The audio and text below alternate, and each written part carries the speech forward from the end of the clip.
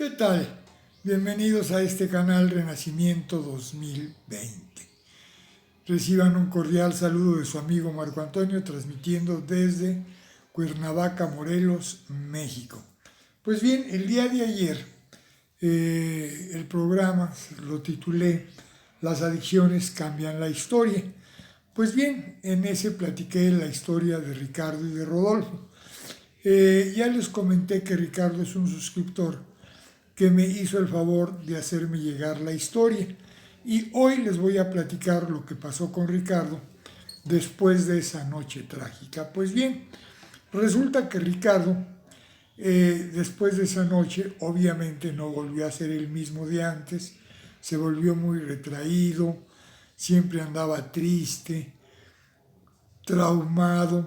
El caso es que sus papás decidieron llevarlo a terapia con un psicólogo y al no ver buenos resultados lo llevaron con un psiquiatra.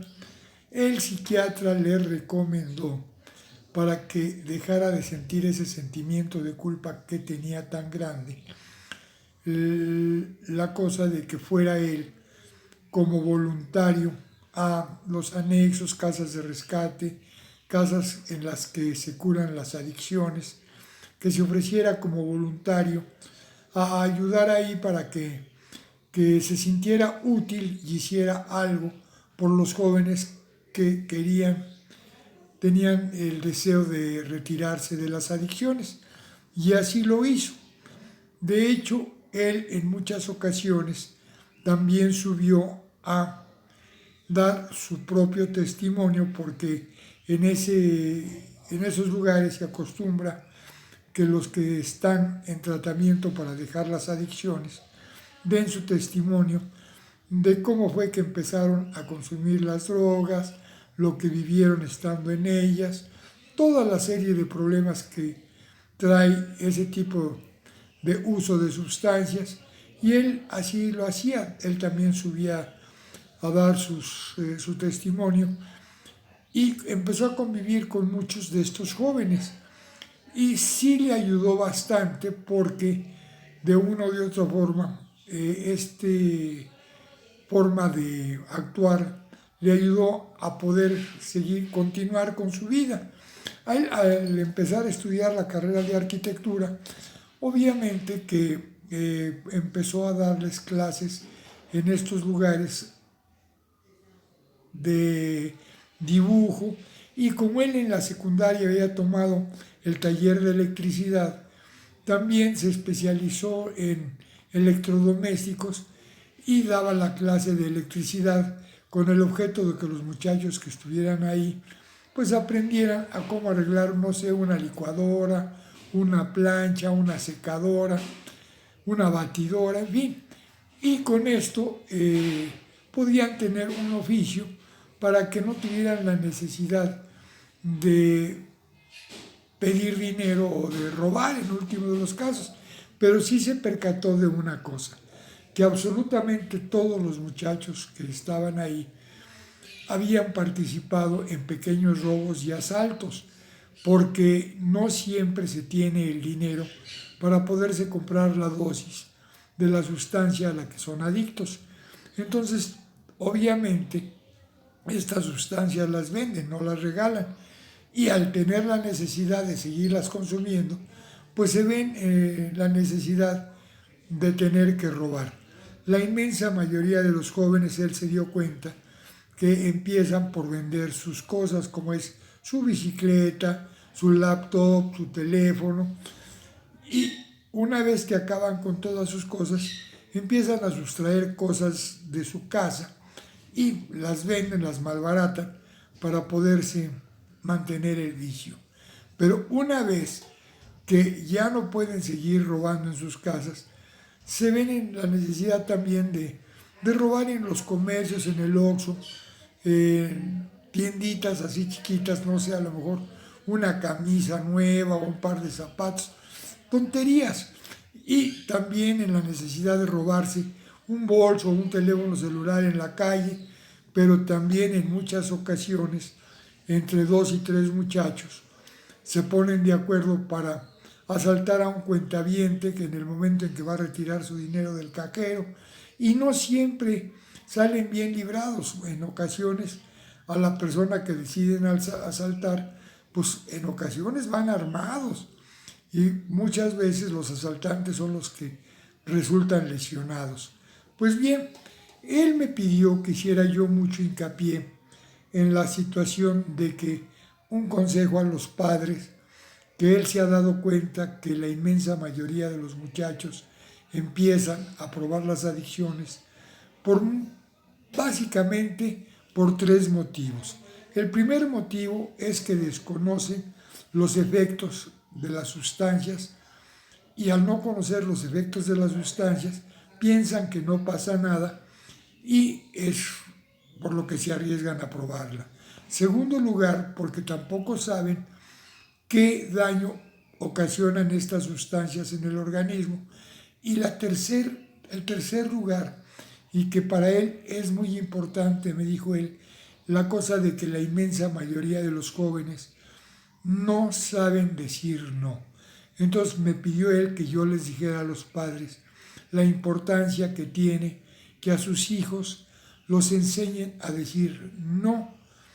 Y obviamente que no importa el que se burlen de ellos, el que los critiquen, el que los hagan a un lado. Definitivamente este tipo de amistades no les convienen a los jóvenes. Ahora también me decía él que hay muchos hogares en que por desgracia uno de los padres o los dos en ocasiones son víctimas también de alguna adicción y en estos casos es mucho más difícil el que los jóvenes no caigan en las adicciones. O sea, lo más fácil es que caigan, porque pues ven el ejemplo en su casa y al ver el ejemplo en su casa, pues ahora sí que lo toman como algo, se puede decir que normal, cuando no tiene nada de normal el ser un adicto. Bueno, el caso está en que él me pidió la situación de que platicara esta historia completa, porque él me decía que pese a que después de un tiempo ya se sintió menos mal, de todos modos él sigue trayendo ese cargo de conciencia, pero también me dijo lo siguiente, que de no haber sido por el accidente, el incidente tan grave que sufrió ese día, el día que murió su hermano, que lo más seguro es que hubiera continuado consumiendo estas sustancias y que la verdad no sabe ni se quiere imaginar lo que hubiera sido de la vida de estos dos jóvenes. Y dice que definitivamente que lo que aprendió él es que Dios no se equivoca, que por algo pasaron las cosas así como pasaron y que definitivamente él jamás volvería a probar nada de ninguna sustancia. De hecho, es un joven que ni siquiera se toma una cerveza. Pero ahorita, ya en la actualidad, él la preocupación que tiene ya no es él su persona. Él se preocupa por sus hijos y obviamente los está educando de esa manera, que sepan sus hijos el daño que se pueden causar a ellos mismos y no nada más a ellos, sino a la familia, a la sociedad en general y por supuesto que la inmensa mayoría de estos jóvenes, por desgracia, terminan mal, terminan en el hospital o en la cárcel o en el panteón y lo menos grave que puede pasar es que reaccionen a tiempo todavía, que tengan que internarse en un anexo o en un centro de rehabilitación con el fin de poder zafarse de estas garras y eso es lo menos malo que puede pasarle a un joven. Pero las experiencias que se viven cuando se está en las garras de las drogas no son nada recomendables para nadie. Y de verdad que es mentira el que se diviertan más o lo disfruten.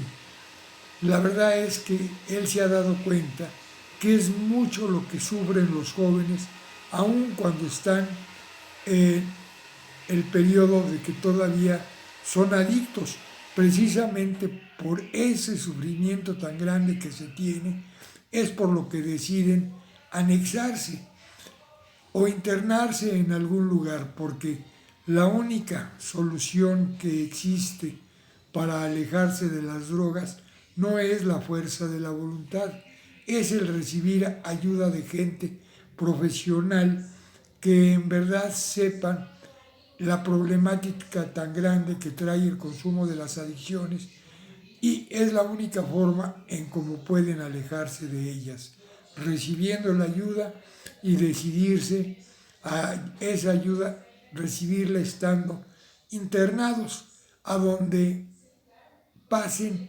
sin mayor problema lo que se le llama como síndrome de abstinencia, que porque el síndrome de abstinencia, él estando en estos lugares, dice que es terrible ver a los jóvenes cómo se golpean cuando están bajo los efectos del síndrome de abstinencia. Ellos solo se golpean a sí mismos porque es un estrés muy, muy, muy difícil de sobrellevar. Bueno, espero que quede claro el día de hoy este programa, diciéndoles a los padres ese consejo, que por favor enseñen a sus hijos a decir no, y que no les debe de importar lo que opinen o piensen de ellos. Lo importante es lo que ellos piensen de ellos mismos. Sin más por el día de hoy, se despide de ustedes su amigo Marco Antonio, pidiéndoles que por favor me dejen sus comentarios al final del video, que pasen la mejor de las tardes y que mi Padre Dios los colme de bendiciones. Los que no están suscritos, por favor, suscríbanse y ayúdenme regalándome un like, dedito para arriba. Hasta mañana.